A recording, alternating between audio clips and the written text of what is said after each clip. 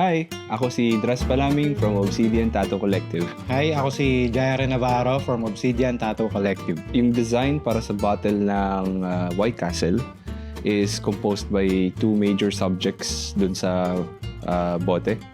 So yung first part dun is yung mascot namin na si Obsidian, tapos yung hand style na ginawa ni Jaire. Napili ko po yung hand style na street style kasi dikit-dikit po siya yung mga letters and parang sa team din po namin, ganun din po kami ka dikit-dikit. First time din namin na nagkaroon ng collaboration na ganito from a big brand like White Castle. Malaking opportunity din to sa akin na yung artwork ko malagay sa packaging sa bote ng White Castle and ma-showcase din yung mga gawa din lang mga artist na katulad ko. Sobrang laking impact nito kasi parang every bottle na bubuksan, andun yung Obsidian Tattoo Collective. Parang ano yun, it's a dream come true.